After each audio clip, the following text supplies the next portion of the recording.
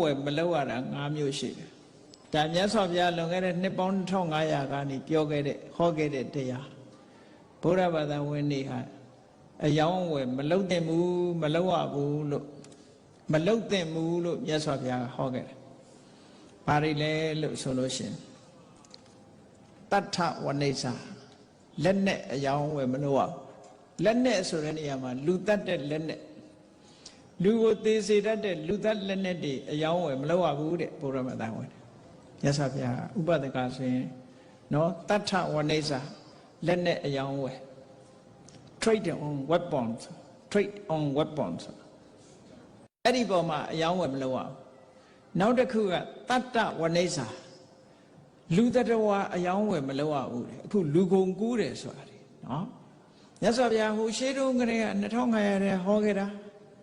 အခုလူကုန်ကူးနေတာတွေကြီးကျယ်ဖြစ်နေတယ်ကမ္ဘာမှာအဲ့ဒါလို့လူတွေကိုရောင်းစားတာမျိုးမလုပ်ရဘူးတဲ့ကျွန်ဖြစ်ခိုင်းမှုရရောင်းစားတာတွေဒီကနေ့ခေတ်ဟာဒီနာမည်နဲ့လူကုန်ကူးတယ်ဆိုတဲ့နာမည်နဲ့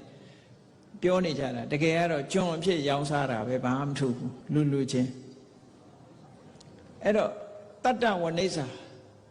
လူကိုအယောင်းဝယ်မလုပ်ရဘူးတဲ့နော်လူကုန်မကူးရဘူးစာထဲမှာတကယ်ပါတာနော်ဒါဘုရားဘာသာဝင်ဖြစ်လာလို့ရှင်တတ္တဝနိစ္စ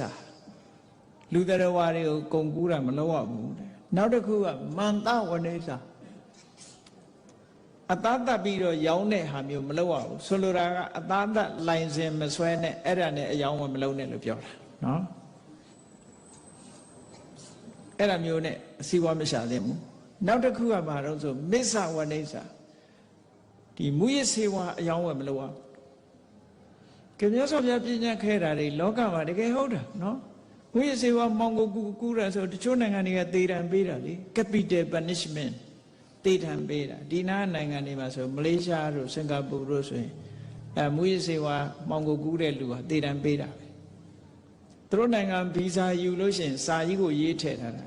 မူရစေဝါမလုံးနဲ့သေဒဏ်ပေးလိုက်မယ်ဆိုတာဒါလည်းလှုပ်တာပဲလှုပ်တဲ့လူကတော့အဲ့တော့မြတ်စွာဘုရားကဘုရားရဲ့ဥပဒကတွေဟာမစ္ဆဝနိစ္စသေရဲ့အယောင်းဝယ်မလုပ်ရဘူးတဲ့မူရစေဝါအယောင်းဝယ်မလုပ်ရဘူးတဲ့နောက်တစ်ခုကဘာတော့ဆိုတတ္တဝါတွေကိုသေစေတတ်တဲ့အစိတ်အယောင်းဝယ်မလုပ်ရဘူးဝိတဝနိစ္စတဲ့အစိတ်အယောင်းဝယ်မလုပ်ရဘူးဟောအဲ့ဒါဘုရားဘာသာဝင်တွေမလုပ်တဲ့နဲ့မလုပ်ရမဲ့ကုံသွယ်မှု၅မျိုးတဲ့